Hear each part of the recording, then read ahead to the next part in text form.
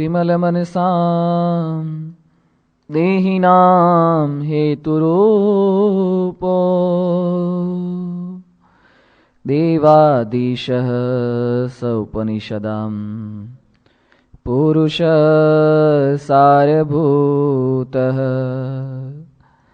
मायास्वामी समुपरटितो वेदवेदान्तवाक्ये ब्रह्मातीतो हृदि प्रविशताम् स्वामिनारायणोऽसौ।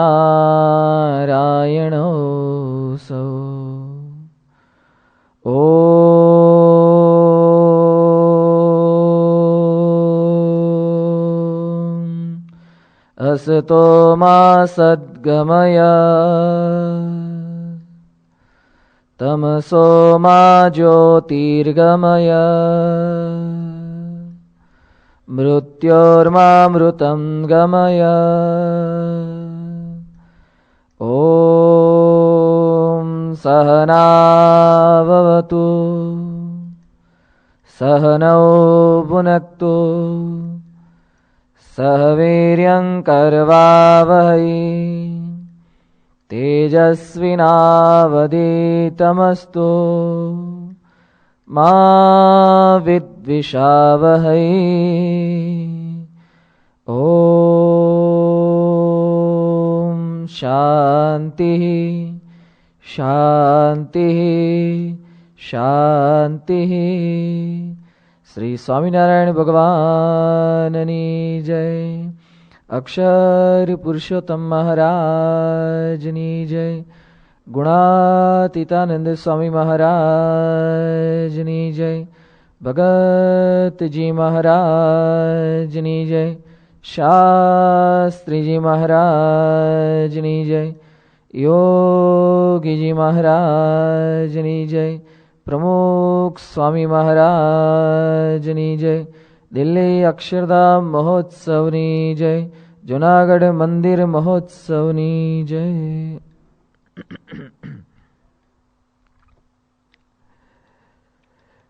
अमेरिका देशे 1971 फेब्रुआरी महीना में एपोलो 14 करी एक यान ए पोते अवकाश में मोकली होय छे। एनी अंदर आ यान अमेरिका देशे चंद्र पर मोकल्युं। ए यान में बेसनार जे वैज्ञानिको हता ते पैकीना एक वैज्ञानिक एनुं नाम छे एडगर डी माइकल। ए माइकले चंद्र पर गया पछी नीचे पोते पधार्या અને એક મેગેઝિનમાં પોતાનો ઇન્ટરવ્યુ પ્રદર્શિત કર્યો હતો। ઇન્ટરવ્યુનું શીર્ષક કંઈ આવું હતું, અ ચેલેન્જ ફોર સાયન્સ, વિજ્ઞાનને પડકાર। વિજ્ઞાનનો માણસ ચંદ્ર પર જઈ આવ્યો, વિજ્ઞાનના જ સારા કામથી, વિજ્ઞાનના જ પ્રયાસથી આ કાર્ય સિદ્ધ કરી શક્યા, છતાં પણ એ પોતે મેગેઝિનમાં અ ચેલેન્જ ફોર સાયન્સ એવા શીર્ષક હેઠળ પોતાની પ્રશ્નોત્તરીમાં પ્રત્યુત્તર આપે છે। એને પ્રશ્ન પૂછવામાં આવ્યો છે આ માઇકલને કે પૃથ્વી કેટલી સુંદર છે। એ વખતે પોતે પ્રત્યુત્તર આપે છે કે તમે ગમે તેટલો ફોટોગ્રાફ સારામાં સારો લો છતાં પણ તમને સંતોષ થાય જ નહીં કે હજુ આના કરતાં પૃથ્વી વધારે સારી છે, એટલી ચંદ્ર પરથી લાગે છે પૃથ્વી। આપણે ગયા નથી એટલે આપણને અનુભૂતિ ક્યાંથી થાય, પણ કે ચંદ્ર ઉપરથી અવકાશયાનમાંથી પૃથ્વી એટલી સુંદર લાગે છે। મને થયું આટલી સુંદર પૃથ્વી પર ખૂન, યુદ્ધ, છેતરપિંડી, સત્તા માટે પડાપડી, લોભ, પૂર્વગ્રહ, અસહિષ્ણુતા છે। આટલી સુંદર ભગવાને પૃથ્વી બનાવી છે, છતાં પર એની વચ્ચે આટલા બધા દુષ્કર્મ માણસો શા માટે કરે છે? હું તે સમયે વ્યવહારુ પાયલોટ, ઇજનેર કે વિજ્ઞાની હતો। આજે મને સમજાય છે કે અત્યાર સુધી વિજ્ઞાને વિભાજનને જ ન્યાય આપ્યો છે। અત્યાર સુધી વિજ્ઞાને વિભાજનને જ ન્યાય આપ્યો છે, પરંતુ સ્વસ્થતા તો અખિલાઈમાં રહી છે। હૃદય અને મસ્તિષ્ક વચ્ચે સમન્વય થવો જોઈએ। આ વિજ્ઞાની પોતે કહે છે કે હૃદય અને મસ્તિષ્કની વચ્ચે સમન્વય થવો જોઈએ। આપણું મગજ એ વિજ્ઞાનનું પ્રતિનિધિત્વ કરે છે અને આપણું હૃદય એ અધ્યાત્મનું પ્રતિનિધિત્વ કરે છે।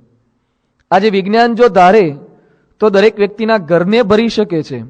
તમારા ઘરમાં આવા બધા ફૂલદાની લાવી શકે, ટેબલ, ખુરશી, furniture, TV set, sofa set અથવા તો બીજું કમ્પ્યુટર્સ લાવી શકે, આધુનિક વોલપીસ લાવીને તમારા ઘરને ભર્યું ભર્યું બનાવી શકે। એ વિજ્ઞાનની 100% તાકાત છે. પણ આ કહે છે કે વિજ્ઞાન એ ઘરને ભરી શકશે, પણ શૂન્ય બનેલા હૃદયને વિજ્ઞાન નહીં ભરી શકે. એ ભરવા માટેનું કામ એ અધ્યાત્મનું છે. આજે હાથે આપણે ચાલતા ચાલતા પડી ગયા હોય, ફ્રેક્ચર થયું હોય, 2 હાડકા તૂટી ગયા હોય, તેને સાંધવાનું કામ વિજ્ઞાન કરી શકશે. પણ હૃદયમાં એક તિરાડ પડી હશે સંબંધમાં, એને સાંધવાનું કામ કોઈ ઓર્થોપેડિક સર્જન નહીં કરી શકે. એ કાર્ય આ અધ્યાત્મ કરશે. અત્યારે બ્રેઇનમાં ટ્યુમર થયું હોય, હાર્ટમાં બ્લોકેજ થયા હોય, એ બધું કાઢવાની શક્તિ એ વિજ્ઞાનમાં છે. પણ હૃદયમાં જે ગ્રંથિઓ જામી જાય છે, અહમ ગ્રંથિ, મમત્વ ગ્રંથિ, આ બધી ગ્રંથિઓ, એ ગાંઠોને ઓગાળવાનું સામર્થ્ય એ કેવળ અધ્યાત્મ પાસે છે. આજનું વિજ્ઞાન જગત પણ એ પોતે પણ સ્વીકાર કરે છે કે જ્યારે વિજ્ઞાનનો અંત આવે છે ત્યારે અધ્યાત્મની શરૂઆત થાય છે. આપણા ઋષિ મુનિઓ આ પરા અને અપરા એ બી વિદ્યાનો સમન્વય કરવાની વાત કરે છે. મુંડક ઉપનિષદમાં ગઈકાલે આપણે જોયું હતું કે ભારત વર્ષના માણસોને અથવા તો ભારતને લોકો પછાત દેશ બહારના માણસો કહે છે.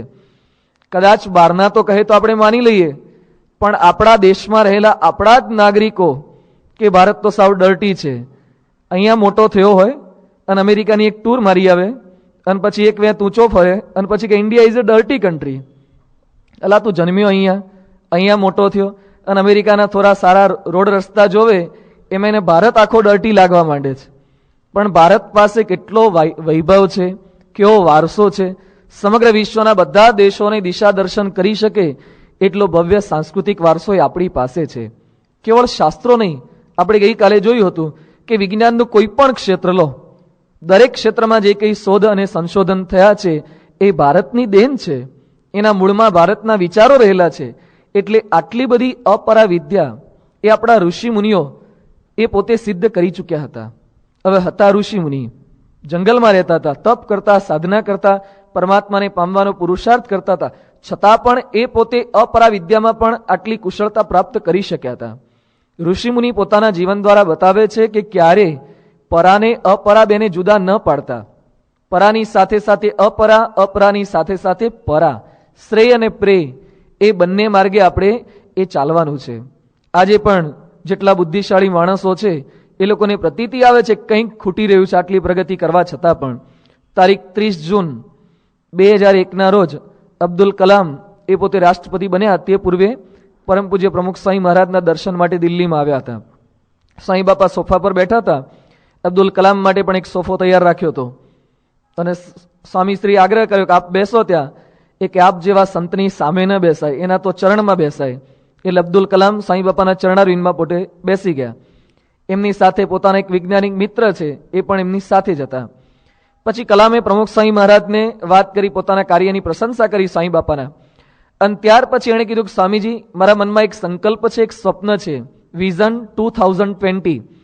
કહેતા કે 2020માં મારે ભારતની રોનક બદલી નાખવી છે. એ માટે મેં કેટલાક આયોજન કર્યા છે અને 5 ક્ષેત્રનો વિચાર કર્યો છે કે ભારતના લોકો, ભારતની તમામ પ્રજા આ 5 ક્ષેત્ર પાછળ પુરુષાર્થ કરે તો સમગ્ર વિશ્વમાં ભારત એ અગ્રેસર કક્ષાએ પહોંચી શકે છે. પ્રમુખ સ્વામી મહારાજે પૂછ્યું, જણાવો કયા કયા ક્ષેત્ર અંગે આપે વિચાર કર્યો છે? એટલે કલામ પોતે જણાવે છે કે સ્વામીજી, એક શિક્ષણ, બીજું સ્વાસ્થ્ય, ત્રીજું કૃષિ, ચોથું ઇન્ફોર્મેશન એન્ડ કમ્યુનિકેશન ઇન્ફ્રાસ્ટ્રક્ચર અને 5મું વર્તમાન અને ક્રિટિકલ ટેકનોલોજી. આ 5 ક્ષેત્રમાં જો આપણે પ્રયત્ન કરીએ તો આખા વિશ્વમાં આપણે અગ્રેસર થઈ જઈશું અને આપણે પ્રથમ સ્થાને આવી જઈશું. પછી સાંઈ બાપાએ કીધું કે તમે આ 5 ક્ષેત્રની વાત કરી છે, પણ આમાં અમારી ઈચ્છા છે કે એક તત્વ ઉમેરવાની જરૂર છે. કલામ કે સ્વામીજી બધું આવી જાય છે આની અંદર, કોઈ ક્ષેત્ર બાકી રહેતું નથી. એ વખતે પ્રમુખ સ્વામી મહારાજ બોલ્યા કે સાહેબ, તમે 5 ક્ષેત્રનો વિચાર કર્યો છે, પણ ભગવાનમાં શ્રદ્ધા અને આધ્યાત્મિકતા એની વાત જ નથી આવતી. એ ઉમેરો કરવાની જરૂરિયાત છે. કલામે કાનબુટ્ટી પકડી કે સ્વામીજી, અમે 5 ક્ષેત્ર પાછળ પ્રયત્ન કરીએ છીએ, પણ મૂલ્યવાન નાગરિકો અમને મળતા નથી. એ વખતે સાંઈ બાપા બોલ્યા કે આવું આયોજન કરી અને તમે તો મશીનરી વિકસાવી શકશો, પણ એ ચલાવવા માટે તમને મૂલ્યવાન નાગરિકોની જરૂર તો પડશે ને.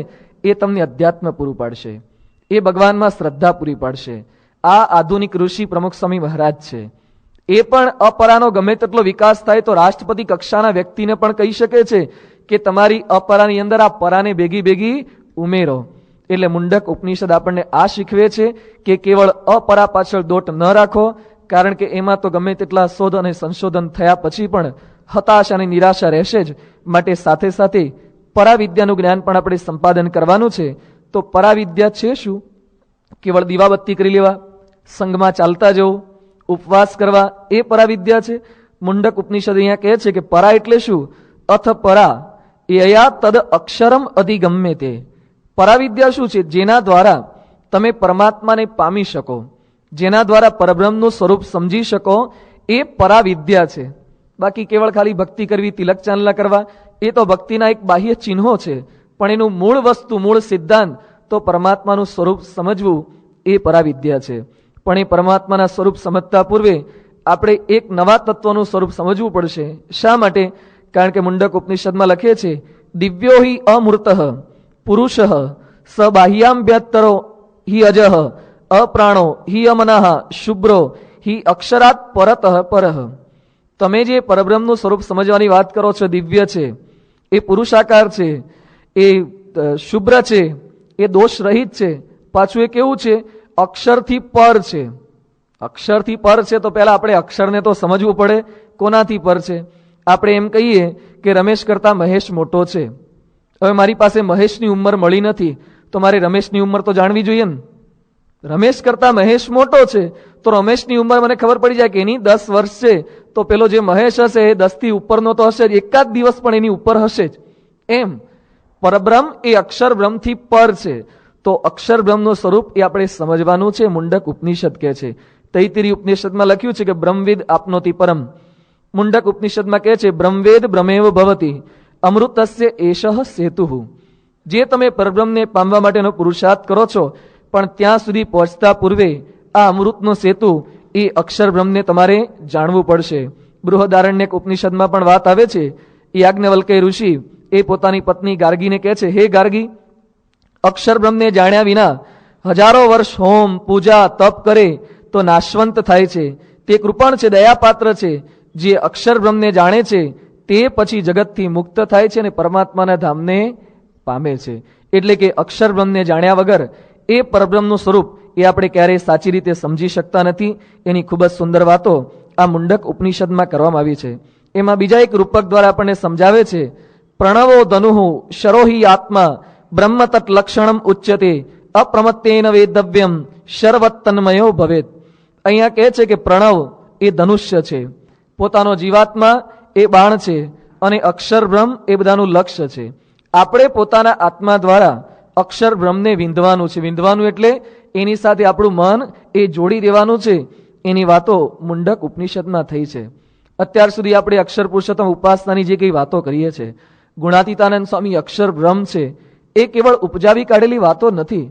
ઘણીવાર ઘણાને એમ લાગે કે આપણે તો સીધા ભગવાન સ્વામિનારાયણ સાથે જ ચોટ્યા છીએ. ઘણા એવું કહેતા હોય છે અમે વચ્ચે કોઈ દલાલમાં માનતા નથી, અમે કોઈ દલાલમાં માનતા નથી, અમે સીધા શ્રીજી મહારાજને જ વળગીએ છીએ. આ દલાલની વાતો છે. આ ઉપનિષદોમાં લખ્યું છે કે કેવળ તમે ત્યાં પહોંચી જ નહીં શકો, આપણી કોઈ ગતિ જ નથી.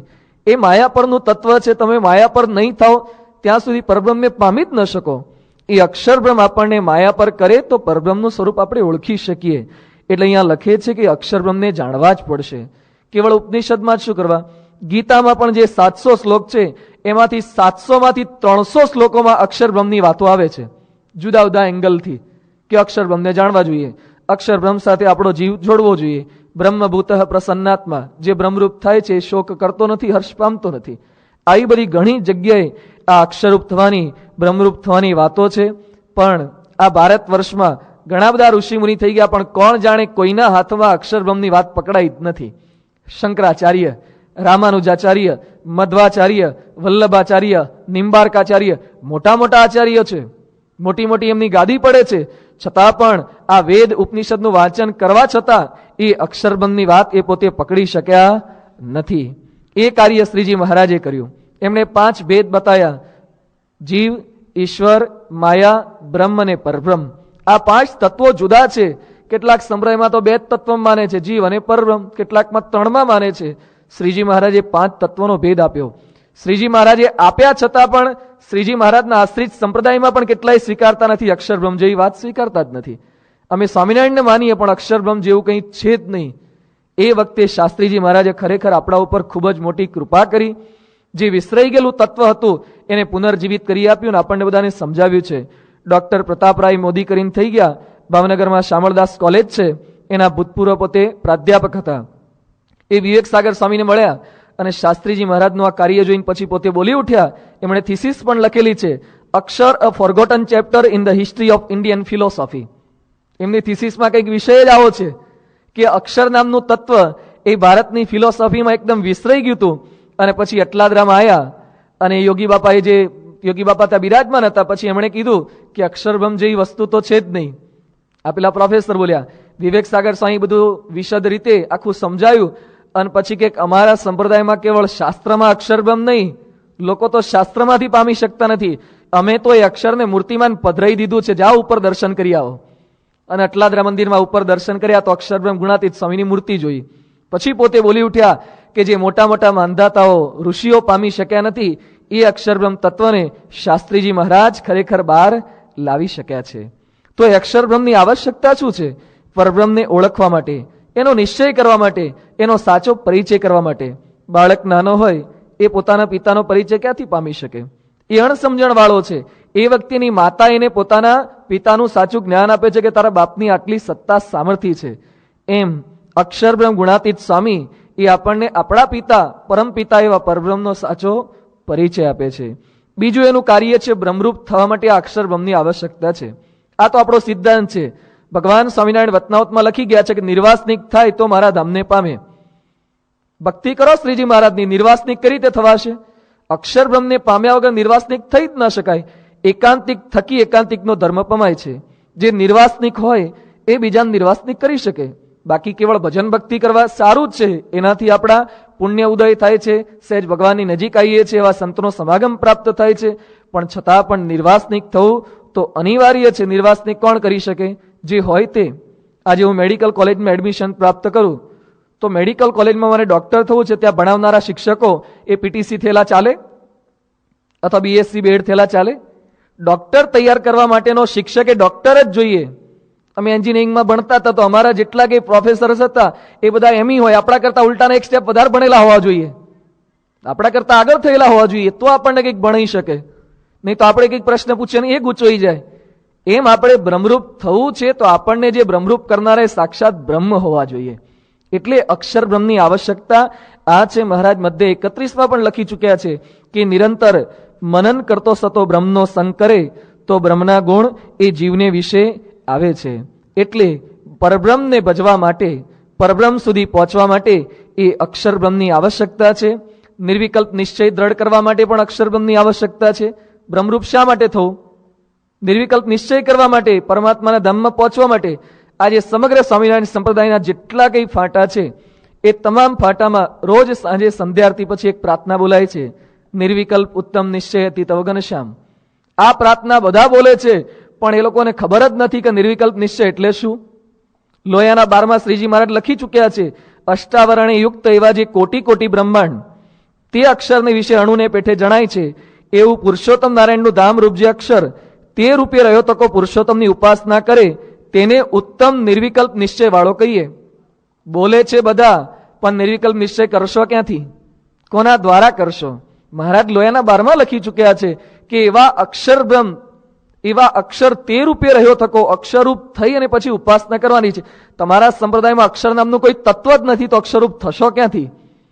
આપણી પાસે અક્ષરરૂપ થવા માટે એ અક્ષર તત્વ એ આપણને આપી ગયા છે. બીજું કહે છે પરબ્રહ્મની ભક્તિના અધિકારી થવા માટે પણ આપણે બ્રહ્મરૂપ થવું જ પડશે. આજે નરેન્દ્ર મોદી હોય એના સેક્રેટરી કોણ થઈ શકે? એક ભરવાડ થઈ શકે, લાખ ગેટાન જે સાચવી શકતો હોય. સીએમના સેક્રેટરી થવા માટે ઓછામાં ઓછું આઈએએસ કેડરના એટલા અધિકારીઓ ત્યાં હોય છે. આઈએએસ થયું જો પડે તો તમે સીએમના સેક્રેટરી થઈ શકો. તો ભગવાનના સેક્રેટરી એના ધામમાં જવાનું છે. એટલે લોયાના 7માં લખ્યું છે કે બ્રહ્મરૂપ થાય તેને જ પુરુષોત્તમ નારાયણની ભક્તિનો અધિકાર છે. બ્રહ્મરૂપ થયા પછી ભક્તિ કરીએ ને એટલી મહારાજ સ્વીકારશે. અત્યારે આ બધી જે ભક્તિ કરીએ છીએ ને આપણે, એમ માનીએ માળા કરીએ, સેવા કરીએ, પૂજા કરીએ, એ બધી ભક્તિ તો બ્રહ્મરૂપ થવામાં જ વપરાઈ જવાની અને ભગવાન સુધી તો કઈ પહોંચવાની? બ્રહ્મરૂપ થયા પછીની જેટલી ભક્તિ કરશું ને એ પહોંચશે. અત્યારે પ્રમુખ સ્વામી મહારાજની ભક્તિ એ ભગવાન સુધી પહોંચે, મારી તમારી કોઈની ભક્તિ ન પહોંચે. પહોંચે પણ શેના માટે? એ આપણને બ્રહ્મરૂપ થવા માટે વાપરે ભગવાન. પણ એ રાજી ન થાય. પણ બ્રહ્મરૂપ થયા પછી જે ભક્તિ કરશું એ ભગવાન સ્વીકાર કરશે, એવી જ ભક્તિ એ પોતે ગ્રહણ કરતા હોય છે. એટલે બ્રહ્મરૂપ થવું એ અત્યંત અનિવાર્ય છે નિર્વિઘ્ન ભક્તિ માટે. પરબ્રહ્મમાં આપણને દિવ્ય ભાવ રહે, એનામાં કોઈ દોષ ન દેખાય, આત્યંતિક મુક્તિ માટે, આ બધા માટે બ્રહ્મરૂપ થવું એ અત્યંત અનિવાર્ય છે. અને સાથે સાથે શ્રીજી મહારાજનો આ રુદ્રગ્રંથ અભિપ્રાય છે. મહારાજે પોતાના પ્રાગટ્યના હેતુમાં જણાવતા શું લખ્યું છે કે दूसरा जो अवतार हुआ सो तो कार्य कारण अवतार हुआ, लेकिन मेरा जो अवतार है सो तो जीवों को ब्रह्मरूप करके अनादि अज्ञान के नाश के वास्ते हुआ है. મહારાજે આ પૃથ્વી પર પ્રગટ થઈ અને કોઈ મોટા અસુરોનો એવો સંહાર નથી કર્યો. રામ ભગવાને રાવણનો નાશ કર્યો, કૃષ્ણ ભગવાને કંસનો નાશ કર્યો. એવું શ્રીજી મહારાજે મોટા અસુરો આવા ફેમસ હોય એક સાથે સંહાર કર્યો, એવું કોઈ મોટું યુદ્ધ પણ કર્યું નથી. છતાં શ્રીજી મહારાજને આપણે ભગવાન કેમ કહીએ છીએ? શ્રીજી મહારાજ એ પોતાના અભિપ્રાયમાં જણાવે છે કે રાવણને માર્યો, પણ અત્યારે પૃથ્વી પરથી રાવણની વૃત્તિ ક્યાં ટળી ગઈ છે? કૃષ્ણ ભગવાને કંસને, દુશાસનને, દુર્યોધનને માર્યો, પણ અત્યારે રોજ છાપામાં બળાત્કાર, વ્યભિચાર એ બધું કરનારા દુશાસનો, વસ્ત્રાહરણ કરનારા દુશાસનો, દુર્યોધનો ક્યાં ઓછા થયા છે? માણસને મારવાથી પૃથ્વી પરથી અસુરોનો નાશ નહીં થઈ શકે, એ તો નવા જન્મ ધારણ કરશે. તો શ્રીજી મહારાજનો પ્રાદુર્ભાવ શેના માટે હતો? કેવળ માણસોને નથી મારવા, એની અંદર રહેલી આસુરી વૃત્તિ એનો નાશ કરવો છે, એનું પરિવર્તન કરવું છે. આ ખૂબ જ કઠિન છે અને કાર્ય કરવા માટે આપણને જે દેહરૂપ થયા છે એ દેહરૂપમાંથી બ્રહ્મરૂપ કરવા માટે તેઓનો પ્રાદુર્ભાવ હતો. પરંતુ એના માટે અનિવાર્ય ઘટક છે અક્ષર બ્રહ્મ. એટલે શ્રીજી મહારાજ પોતે પ્રથમના 71માં કહે છે કે અમે પોતાની સાથે ચૈતન્ય મૂર્તિ એવા પાર્ષદો અને અમારું અક્ષરધામ ભેગું લઈને આવ્યા છીએ. એ અક્ષરધામ, એ અક્ષરબ્રહ્મ તત્વને પોતાની સાથે લાવ્યા છે, પણ બધા ઓળખી શક્યા નહીં. શાસ્ત્રીજી મહારાજે અતિશય કૃપા કરી આપણા ઉપર. શાસ્ત્રીજી મહારાજને રાતે સ્વપ્નું આવ્યું, જેમ ઈદી અમીનને સ્વપ્નું આવ્યું અને એક સાથે યુગાંડામાંથી બધાને ખાલી કરીને કાઢી મૂક્યા, એમ શાસ્ત્રી મહારાજને વરતાલમાં એકવાર સૂતા હતા સ્વપ્નું આવ્યું કે અક્ષરબ્રહ્મ નામનું તત્વ હોવું જોઈએ, એમ નથી. શાસ્ત્રીજી મહારાજ કેટલા વિચક્ષણ હતા, 7 ગરણે પાણી ગાળીને પીવે એટલા બુદ્ધિશાળી હતા. શાસ્ત્રીજી મહારાજ માટે ગોરધનદાસ કોઠારી કહેતા કે વરતાલના 2000 ત્યાગીમાંથી સ્ત્રી ધનનો ત્યાગી શાસ્ત્રી યજ્ઞ પુરુષદાસ જેવો એક એ નથી. શાસ્ત્રી મહારાજ વરતાલના રંગાચાર્ય સાથે, પેલા સાથે જીવનરામ શાસ્ત્રી સાથે જે શાસ્ત્રાર્થ કર્યો એની અંદર પોતે સાવ યુવાન હતા, છતાં પણ મોટા મોટાને હરાવ્યા હતા, મહિધર શાસ્ત્રી જેવાને. એ વખતે રંગાચાર્ય પોતે બોલી ઉઠ્યા હતા, અસ્મિન સંપ્રદાયે એકમ એવ, આપણા સંપ્રદાયમાં યજ્ઞ પુરુષદાસ એક જ એક સાચા શાસ્ત્રી છે.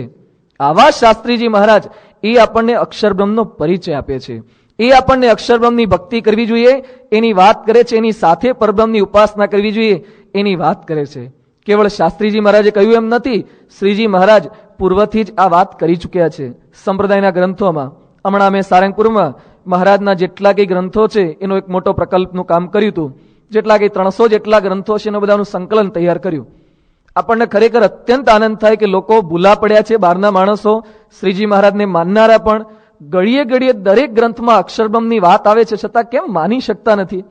શ્રીજી મહારાજ પોતે લખી ચૂક્યા છે, વતનાઉતના પાને પાને એવા નિર્વિકારી સંતની, એવા અક્ષરબ્રહ્મ સંતની એ વાતો આવે જ છે. મહારાજ વરતાલ 5માં શું લખીને ગયા છે કે જેવી મારી સેવા કરો છો એવા મારા ભક્તની સેવા કરવી. જેમ મારા માટે 5-10 રૂપિયાનો થાળ લાવો છો એમ મારા ઉત્તમ ભક્ત માટે પણ લાવો. જેમ મારી માનસી કરો છો એમ મારા ઉત્તમ ભક્તની કરવી. તો અત્યારે આપણે ગુણાતીત સંતની માનસી કરીએ છીએ, શું ખોટું છે? શું એ વચનામૃતથી વિરુદ્ધ છે? એ શ્રીજી મહારાજનો રુદ્રગ્રંથ અભિપ્રાય છે. છતાં પણ કેટલાક લોકો બોલનારા બોલે છે કે અહીંયા તો આ સંપ્રદાયમાં સંતની પૂજા થાય છે, વ્યક્તિ પૂજા છે, સાધુની પૂજા છે. એ લોકો શ્રીજી મહારાજનો અભિપ્રાય સમજી શક્યા જ નથી. મહારાજ કહે છે કે જેને 100 જન્મની કસર એક જન્મમાં ટાળવી હોય એ ભક્તે સહિત તમારી પૂજા કરજો. ટાળવી હોય તો આ બાજુ આવો, નહીં તો ભલે ત્યાં રહ્યા, અમારે ઉતાવળ નથી. આ તો મહારાજ લખી ચૂક્યા છે કે જેને એક જન્મમાં કસર ટાળવી હોય એને આ રીતે ભક્તિ કરવી. મહારાજ મધ્યના 21માં વતનાવતમાં, મુંદાના વતનાવતમાં વાત કરે છે કે જેવું પરોક્ષ ભગવાનના અવતારનું મહાત્મ્ય સમજે છે એવું પ્રત્યક્ષ ભગવાન અને એના ભક્તનું સમજે તો કલ્યાણના માર્ગમાં કાંઈ સમજવું બાકી રહે નહીં. આપણે પરોક્ષ ભગવાનનું કેટલું મહાત્મ્ય સમજીએ છીએ, પરોક્ષના અવતારનું, એના ભક્તનું. આજે સમગ્ર ભારત દેશમાં જેટલા રામના મંદિર નહીં હોય એના કરતા પણ વધારે હનુમાનજીના છે. શું હનુમાનજી મોટા છે કે રામ મોટા છે? હનુમાનજી તો એક ભક્ત છે, રામ એ ભગવાન છે. છતાં શું હનુમાનજીના મંદિરો વધારે બાંધી અને રામનો દ્રોહ નથી કરતા? આ દ્રોહ નથી, એ ભક્ત છે. એટલે એ ભક્ત વાનર હતા છતાં પણ એની પૂજા થાય છે. આજે શિવજીના મંદિરમાં શિવની તો પૂજા કરે, ભેગી ભેગી પેલા પોઠિયાની પૂજા થાય છે. ગણપતિની પૂજા થાય, ભેગી ભેગી પેલા ઉંદેડાની પૂજા થાય છે. જો તમે શિવ ભેગા પોઠિયાને પૂજી શકતા હોય, જો તમે રામ ભેગવા પેલા વાનર એવા હનુમાનજીની પૂજા કરી શકતા હોય ભક્ત તરીકે, આપણે ગણપતિ ભેગા ઉંદેડાની પૂજા થતી હોય, તો પૂર્ણ પુરુષોત્તમ નારાયણ ભેગા એના અક્ષર બ્રહ્મની પૂજા કેમ ન થાય? થાય જ. એ ગુણાતીત સંત છે, અક્ષર બ્રહ્મ છે. એ શ્રીજી મહારાજનો સિદ્ધાંત છે.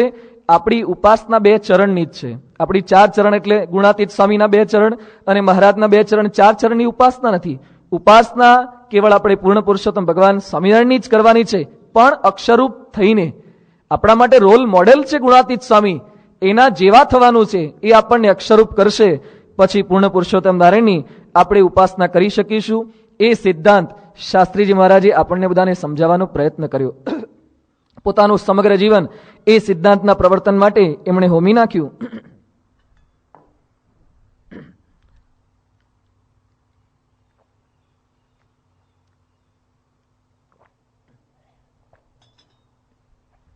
વરતાલ દેશમાં શાસ્ત્રીજી મહારાજ બિરાજમાન હતા. એમને ઘણી બધી સુખ સાહેબી ત્યાં પ્રાપ્ત થતી હતી, મોટી મોટી ગાદી પડતી હતી વરતાલ દેશમાં. છતાં પણ એમણે પોતાના ગુરુ વિજ્ઞાનાનંદ સ્વામી પાસેથી વાત સાંભળી કે ગુણાતીતાનંદ સ્વામી એ અક્ષર બ્રહ્મ છે. ત્યાર પછી પોતે પગ વાળીને બેઠા નથી. એમણે મનમાં સંકલ્પ કર્યો કે અત્યાર સુધી લોકો ભૂલા પડ્યા છે, એને આપણે અક્ષર બ્રહ્મની આ ગુણાતીત સ્વામીની વાત સમજાવવી પડશે. સંકલ્પ કરીને બેસી રહ્યા નથી. હું તો અક્ષર પુરુષોત્તમનો બળદિયો છું. અક્ષર બ્રહ્મ માટે, અક્ષર પુરુષોત્તમ માટે તો સોપચને ઘેર વેચાવવું પડે તો પણ ઓછું છે. આ એમણે સંકલ્પ કર્યો અને ખરેખર કમર કસી. વરતાલ દેશમાં હતા અને સારંગપુર મંદિરના કોઠારી તરીકે બિરાજમાન હતા. અત્યારે સારંગપુરમાં આપ આવો તો આપણા મંદિરની સામે હનુમાનજીનું જે મંદિર છે, એ મંદિરનો સમગ્ર વિકાસ કેવળ શાસ્ત્રી યજ્ઞ પુરુષ દાસ એટલે આપણા ગુરુ હરિએ કરેલો છે. વાર્ષિક 2000 રૂપિયાની આવક હતી, એમાંથી 22,000ની આવક શાસ્ત્રીજી મહારાજે કરી આપી. કેવળ એક નાનકડું દેરું હતું, એમાંથી આવડું મોટું જે મંદિર દેખાય છે, વચ્ચેથી એક રસ્તો પસાર થતો હતો ગામનો જાહેર, એ બંધ કરાવડાવ્યો. આજુબાજુના 80 જેટલા ઘર શાસ્ત્રીજી મહારાજે રાખીને મંદિરની જે જમીન છે એ શાસ્ત્રીજી મહારાજે એ સમયે સંપાદિત કરેલી હતી.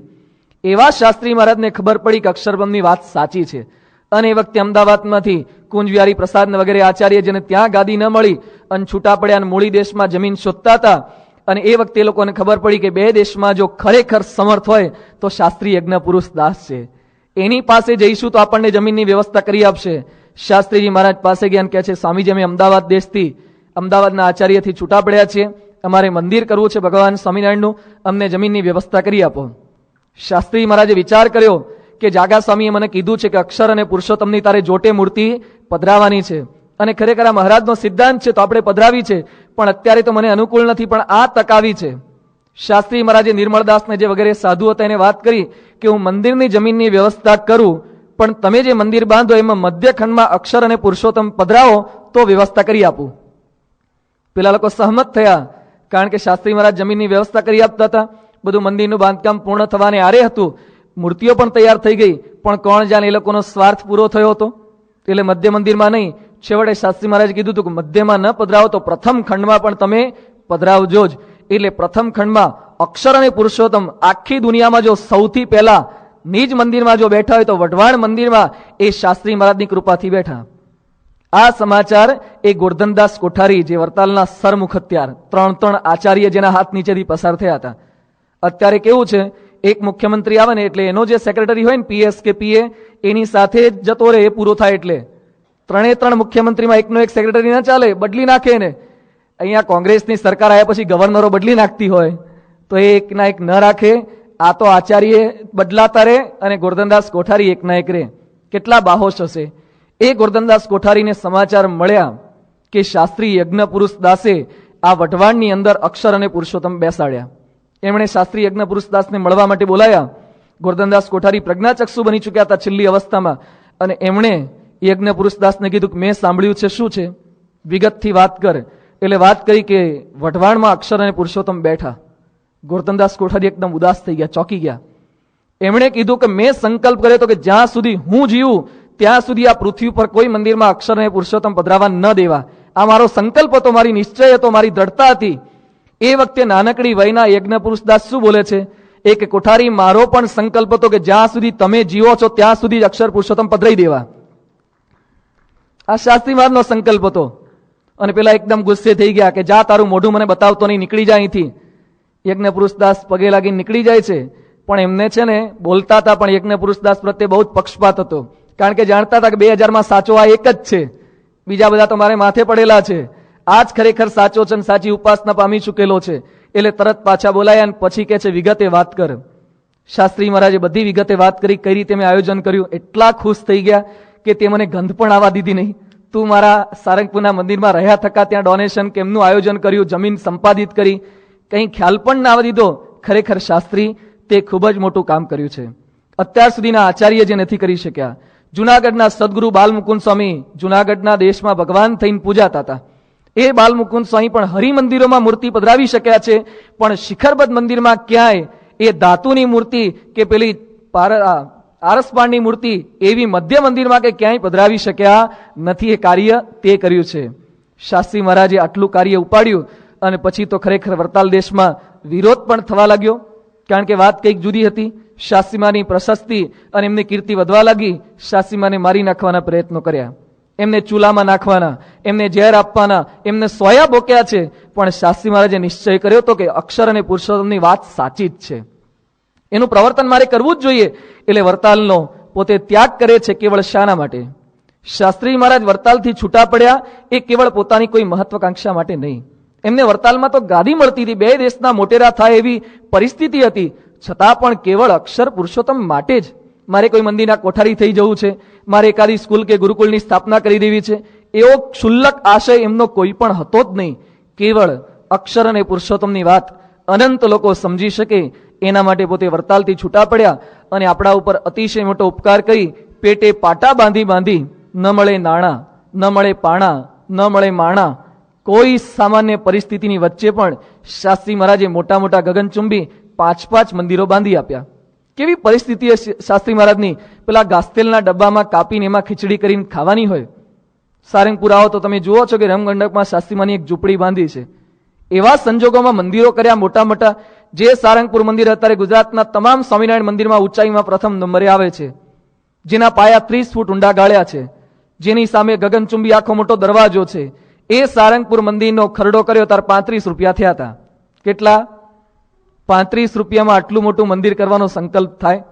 લોકો બોલતા ટીકા કરતા કે આ તો હજુરો ખડક્યો છે, પૂરું નહીં થાય. બોલનારા બધા ક્યાંય ચાલી ગયા. પણ અક્ષર અને પુરુષોત્તમનું જ્ઞાન સાચું હતું તો આજે દિગંતમાં 45 દેશોમાં અક્ષર પુરુષોત્તમ પધરાઈ દીધા. આ કાર્ય સાચું છે, આ જ્ઞાન સાચું છે. લોકો કહેતા કે ભલે મંદિર બાંધે શાસ્ત્રી યજ્ઞ પુરુષદાસ, પણ અડધું છોડી અને એને આપણને આપી દેવું પડશે. આવું ઘણા બોલતા હતા કે અડધું કામ મૂકીને એને આપણને આપી દેવું પડશે. પણ એ લોકોને ક્યાં ખબર હતી કે તમારા અધૂરા કામ અમને આપવા પડશે. તમારા ઘણા અધૂરા કામ આ બાજુ આપવા પડે છે. એ અત્યારે વર્તમાનની પરિસ્થિતિ છે. લોકો જોતા રહી ગયા. લોકો કહેતા કે આ તો શાસ્ત્રી યજ્ઞ પુરુષદાસ છે, એ તો શુરવીર છે, બાહોશ છે, ભણેલો છે, શાસ્ત્રી છે એટલે કરી શકે. પણ પેલા જોગી એ તો શું કરવાના? એ તો સાવ પેલા બાળક જેવા છે, આખો દાડો તાળીઓ જ પાડ્યા કરે છે અને ધૂન જ ગવડાયા કરે છે, એ કંઈ કરી શકશે નહીં. પણ આ તો ખરેખર કેવું થયું? ભૂત કાઢતા પલિત પેઠું એવું એ લોકોને ભારે પડ્યું. એ લોકો બોલતા કે જોગી માટે તમે એમ માનતા હતા કંઈ નહીં કરી શકે, પણ એ જોગીએ તો લંડનમાં ચર્ચમાં અક્ષર પુરુષોત્તમ પધરાયા. જે કોઈ કરી શક્યું નહોતું એ કાર્ય યોગી બાપાએ કર્યું. પછી યોગી બાપા વખતે એ લોકોને એમ લાગતું હતું કે આ તો યોગી છે, લોકોના હૃદય જીતે છે, લોકોને પ્રેમથી બોલાવે છે એટલે કાર્ય કરી શકશે. આ નાનકડા નારાયણ સ્વરૂપદાસ, એને તો ક્યાં ખબર પડી શકવાની છે, કશું નહીં કરી શકે. પણ એ બધાને ક્યાં ખબર હતી કે નારાયણ સ્વરૂપદાસ તો ગાદી પર આવ્યા પછી સમગ્ર બ્રહ્માંડમાં ડંકો મારશે. સમગ્ર વિશ્વમાં 550 થી પણ વધુ અક્ષર પુરુષોત્તમના મંદિરો કરી દીધા. લોકોની છાતીના પાટિયા બેસી જાય. અક્ષરધામની વાત સાંભળે છે ત્યાં પાટિયા બેસી જાય નહીં, ભૂકો થઈ જશે. અક્ષરધામ થવા દો, દિલ્હી અક્ષરધામ. જે કાર્ય કરી રહ્યા છે શાસ્ત્રી મહારાજના સંકલ્પથી, એ જ્ઞાન સાચું છે. એટલે ગુજરાતના પાટનગરમાં તો અક્ષર અને પુરુષોત્તમ બેઠા, ભારતના પાટનગરમાં પણ ત્યાં અક્ષર અને પુરુષોત્તમ બેસશે. આ કાર્ય સાચું છે, આ જ્ઞાન સાચું છે. સાચે દેવળે ઘંટ વાગશે જ. એટલે આ શાસ્ત્રી મહારાજનો સંકલ્પ હતો એ ઉપનિષદ આધારિત છે. એ મુંડક ઉપનિષદ કહે છે કે બ્રહ્મવિદ બ્રહ્મેવ ભવતી, જે બ્રહ્મને જાણે છે એ બ્રહ્મરૂપ થાય છે. માટે ઉપાસનામાં અક્ષરરૂપ થવા માટે એ અક્ષરબ્રહ્મ એવા આ ગુણાતીત સંતની એ આવશ્યકતા છે. એ અમૃતનો સેતુ છે. એવા ગુરુ પાસે આપણે જવાનું છે.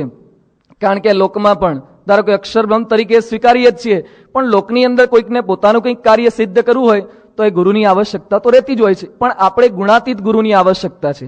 બીજાને સામાન્ય ગુરુથી કામ ચાલી જાય, એકાદા ગુરુ પણ જો આપણા જીવનમાં પ્રવેશ કરે તો કેટલા બધા પ્રશ્નો હલ થઈ જતા હોય છે.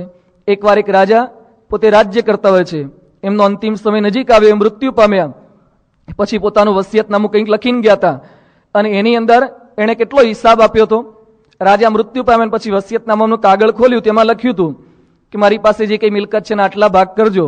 પછી છેવટે ઘોડા હતા તો 19 ઘોડા હતા, એના ભાગલા કરવાનું પોતે ચિઠ્ઠીમાં લખીને ગયા હતા. એમાં શું લખ્યું હતું કે મારા જે 19 ઘોડા છે એનો અડધો ભાગ મારી રાણીને આપજો, એનો ચોથો ભાગ મારા મોટા દીકરાને આપજો અને 5મો ભાગ નાના દીકરાને આપજો.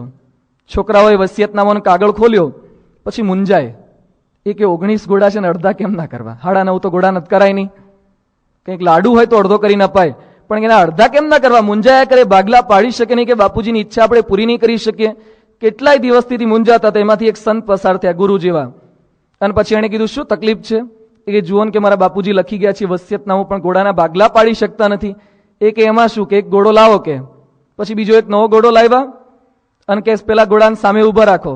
લાઈનસર 19 ઘોડાને ત્યાં ઉભા રાખ્યા અને પછી પેલો પોતાનો 20મો ઘોડો અંદર મૂકી દીધો અને પછી કીધું લાવો ચિઠ્ઠી લાઈન કે બોલો હવે. એ કે શું કરવાનું છે? એ કે આમાંથી અડધો ભાગ રાણીને, 20ના અડધા કેટલા થાય? 10 આપી દો રાણીને. પછી કે બીજું આગળ શું આજ્ઞા છે? એ કે ચોથો ભાગ મોટા દીકરાને, 20નો ચોથો ભાગ શું થાય? 5. એ કે આપી ગયો મોટા દીકરાને. પછી બીજી આજ્ઞા શું છે? એ 5મો ભાગ નાના દીકરાને, 20નો 5મો ભાગ શું થાય? 4. આપી દો પેલાને. પેલો 20મો ઉમેર્યો તો કાઢીને લઈ લીધો. ભાગલા પડી ગયા. 19ના પણ ભાગલા પાડી આપ્યા, ખાલી એક ઉમેરીને પાછો લઈ લીધો છે. એમ ગુરુનું કાર્ય આ છે. આપણને પ્રમુખ સ્વામી બીજું કંઈ વિશેષ આપી દેતા નથી, એવી એક સમજણ આપે છે, એવું કંઈક ઉમેરો કરી આપે છે. આપણે પોતાની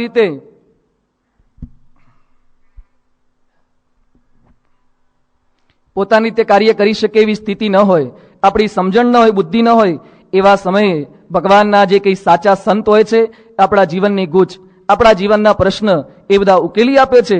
પણ ઉપનિષદ અહીંયા કહે છે કે કેવા ગુરુ પાસે જવું? સગુરુ મેવા વિગચ્છેત. એવા ગુરુ પાસે જવું, પણ કેવા ગુરુ? શ્રોત્રિય બ્રહ્મનિષ્ઠમ. જે શ્રોત્રિય હોય અને બ્રહ્મનિષ્ઠ હોય એવા ગુરુ પાસે આપણે જવાનું છે. શ્રોત્રિય એટલે શાસ્ત્ર માત્રના સવળા અર્થ કરી શકે, શાસ્ત્ર માત્રનો સાર જાણે, એને આપણે ગુજરાતીમાં શ્રોત્રિય કહીએ છીએ.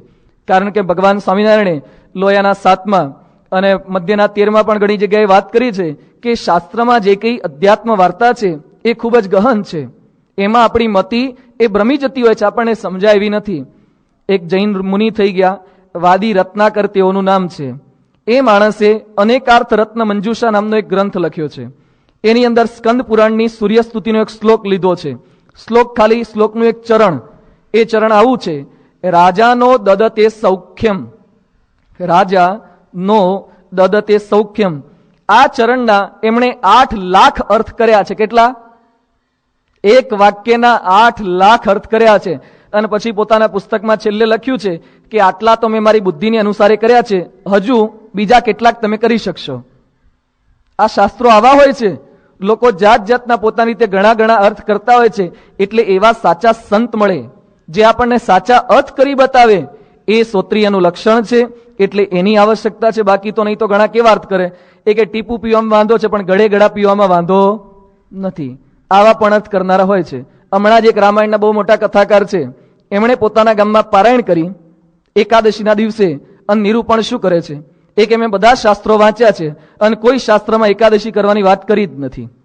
એ કે એકાદશીના દાડે રાજગરો કે મોરૈયો ખાવાની જરૂર જ નથી. એમાં તો હું જાતે એકાદશી દિવસે ફાફડા ગાંઠિયા ખાઉં છું, તમે છૂટથી ખાજો. આવી આજ્ઞા, આવા આદેશ રામાયણના મોટા કથાકાર આપી શકે છે. શું સમજ્યા શાસ્ત્રોને? આવા શ્રોત્રિય નહીં, જે સાચા અર્થ કરીને બતાવે. એક એક ભગવાનનું સ્વરૂપ, આત્માનું સ્વરૂપ, પરમાત્માનું સ્વરૂપ એ ખરા અર્થમાં આપણને સમજાવી શકે. એટલે ઉપનિષદ કહે છે એવા શ્રોત્રિય સંત પાસે જજો. પછી આગળ કહે છે બ્રહ્મનિષ્ઠ હોય, જેને બ્રહ્મની અંદર નિષ્ઠા હોય, જે બ્રહ્મ સાથે કહેતા કે પરમાત્માની સાથે જોડાયેલા હોય, પરાભક્તિ હોય. કાલિદાસે ઘણા બધા કાવ્યો લખ્યા છે, મેઘદૂત છે, રઘુવંશ છે. પણ કાલિદાસને પોતાની સ્ત્રીમાં જ રતિ હતી, એનું એક પણ કાવ્ય વાંચો, દરેક કાવ્યની અંદર સ્ત્રીના ભાવો, સ્ત્રીના શૃંગારની વાતો આવી જ જાય. કારણ કે માણસમાં કામ હતું. એમ આવા જે સંત એમાં રામ વસેલા હોય, એમાં ઘનશ્યામ વસેલા હોય, એટલે એની દ્રષ્ટિમાં હંમેશા ભગવાન જ દેખાય. જ્યાં જુએ ત્યાં રામજી રે, બીજું ના ભાસે રે. એવા બ્રહ્મનિષ્ઠ એ ઠાકોરજીની પરાભક્તિ કરતા હોય. પ્રમુખ સાંઈ મહારાજમાં એવી પરાભક્તિ છે, એ બ્રહ્મનિષ્ઠ છે.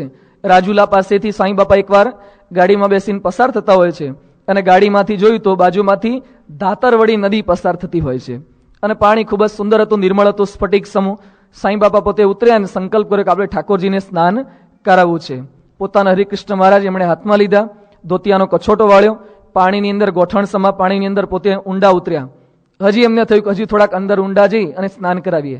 ઠાકોરજીના વસ્ત્ર દૂર કર્યા અને પછી સ્નાન કરાવે છે. પ્રમુખ સ્વામી મહારાજની ભક્તિ કેવી છે, એમણે જાણે આપણે સ્વિમિંગ પુલમાં તરતા હોય એમ ઠાકોરજીને પોતે તરાવે છે હાથમાં લઈને. પછી ઠાકોરજીને ડૂબકી મરાવે તો સાંઈ બાપા ધ્યાન રાખે છે, તો ઠાકોરજીના નાક ઉપર, નાસિકા ઉપર પોતાની બંને આંગળી દાબી રાખે અને કાન પકડી રાખે અને પછી ડૂબકી મરાવે કે ઠાકોરજીના નાકમાં પાણી ના પેસી જાય. આપણી હોય સીધા ડબકોળીએ એ કે ભગવાનને ક્યાં મૂર્તિમાં ક્યાં પાણી જવાનું છે, ખરેખર જવાનું છે ખરું પંચ ધાતુની મૂર્તિમાં. પણ એમની આ પરાભક્તિ છે, બ્રહ્મનિષ્ઠ સંતના લક્ષણો છે. ઠાકોરજીને સમુદ્રમાં સ્નાન કરાવ્યું હતું અને પછી સેવક સંતોએ લઈ ગયા અને ઠાકોરજીને સુવાડી દીધા. સાંઈ બાપા શું બોલ્યા કે પછી ચોખ્ખા પાણીથી સ્નાન કરાવ્યું? એ કે સ્વામી દરિયામાં નવડાયા જ છે. સ્વામી બોલ્યા કે દરિયાનું પાણી ખારું હોય એના પછી સાદા પાણીથી નાવું જોઈએ, નહીં તો ખંજવાળ આવે. એ વિચાર આવે આપણને, એને વિચાર આવે છે. એકવાર એક મંદિરમાં ગયા સાંઈ બાપા, અને 2-3 ઠાકોરજીની કમિટી થઈ ગઈ, બધા સાથે સૂતા હતા. જે તે મંદિરમાં 2 હોય, પછી સાંઈ બાપાના ગયા એવા 2-3 એક સાથે ભેગા થઈ ગયા હશે અને બધા નજીક નજીક સુવાડ્યા હતા. સાંઈ બાપાએ દર્શન કર્યા અને સ્વામી કે આટલા નજીક શું કરવા સુવાડ્યા? પડખા ફરતા કેમ ફાવે? હવે રાતે પડખા ફરવાના છે? જેમ મૂક્યા હોય એમના એમ રહે છે, છતાં પણ એના આટલા સૂક્ષ્મ વિચાર છે કે એમને પડખા ફરતા કેમ ફાવે? આ ભક્તિ આપણામાં ન આવે, કારણ કે આપણામાં અત્યારે ન જ દેખાય, કારણ કે આપણે બ્રહ્મનિષ્ઠ થયા નથી. બ્રહ્મમાં નિષ્ઠા થાય પછી આવી ભક્તિ એ ઉદય થતી હોય છે. એટલે કે બ્રહ્મનિષ્ઠને આવી ભક્તિ હોય, એને જીવન પ્રાણ એ ભગવાન મનાઈ જાય, ભગવાન વગેરે રહી ન શકે. નડિયાદમાં સાંઈ બાપા બિરાજમાન હતા, એમની તબિયત ખરાબ હતી, બીમાર હતા. એમને કથામાં સંતોય ના પાડી કે આજે તમે કથામાં ના આવતા. કથામાં નથી ગયા. સાંઈ બોલ્યા મારે દર્શન કરવા જવું છે. પછી ઘણો બધો આગ્રહ કર્યો, સંતોય ના પાડી, છતાં પણ કે મારે દર્શન કરવા જવું જ છે. સંતોય ના પાડી, તબિયત ખરાબ છે, તાવ છે, જવા એવું નથી. સ્વામી એકદમ રડવા જેવા થઈ ગયા અને પોતે બોલ્યા કે તમે મને કથામાં ન જવા દો, મને દર્શન કરવા ન જવા દો, મારે જીવવું કઈ રીતે? આ એની પરાભક્તિ છે. એને જીવન પ્રાણ એ ભગવાન મનાય છે. 98ની સાલમાં એ પોતે અમદાવાદમાં હતા, એમને તાવ હતો, બહાર વરસાદી વાતાવરણ હતું, ધુમ્મસ હતું, છાંટા પડતા હતા. અને એ વખતે ઈશ્વરચરણ સ્વામીએ કીધું સ્વામી આપે જવાનું નથી સભામાં, પૂજા પણ અંદર કરવાની છે. અને એ વખતે સાંઈ બાપા બોલ્યા કે મને દર્શન કરવા લઈ જાઓ. બધાએ ના પાડી સ્વામી અમે દર્શન કરવા નહીં લઈ જઈએ, અને નથી જવું કે બહાર વરસાદ પડે છે અને અમદાવાદ મંદિરમાં હનુમાન ગણપતિના કે શાસ્ત્રી મહારાજ યોગી મહારાજ દર્શન કરવા હોય તો પ્રદક્ષિણામાં તો પલળતા પલળતા જ જવું પડે, એવી વ્યવસ્થા છે. એટલે બધાએ ના પાડી. તો સાંઈ બાપા પથારીમાં બેઠા બેઠા નાનકડો બાળક જેમ પોતાની માતાને તેડાવવા માટે 2 હાથ ઊંચા કરે ને, એમ સ્વામી 2 હાથ ઊંચા કરે કે મને લઈ જાઓ દર્શન કરવા. એમને લઈ ગયા, બહુ આગ્રહ કર્યો એમણે. એટલે પછી લિફ્ટમાં ઉતરતા હતા ત્યાં નિખિલેશ સ્વામી ભેગા હતા, સ્વામી સાથે સખાભાવ છે. એટલે એમણે પ્રમુખ સ્વામી મહારાજને કીધું તમે પટેલ ખરા? કે પ્રમુખ સ્વામી પૂર્વાશ્રમમાં પટેલ જ્ઞાતિના છે, એટલે કે તમે પટેલ છો કે એકવાર પૂછડું પકડીને પછી છોડતા નથી, કે એકવાર પકડો છો પછી ઘડીમાં છોડતા નથી. એ વખતે પ્રમુખ સ્વામી મહારાજ પોતે બોલ્યા કે નિખિલેશ, આ લોકની અંદર મારું મંધાર્યું થતું હોત ને એ તો હું છોડી દઉં, પણ જ્યારે ભગવાનની ભજન ભક્તિ કરવાનું હોય ને એમાં તો પકડી જ રાખવું પડે, એમાં દર્શન થતા હોય એ તો પકડી જ રાખવું પડે. એમને જીવન પ્રાણ એ ભગવાન મનાયા છે.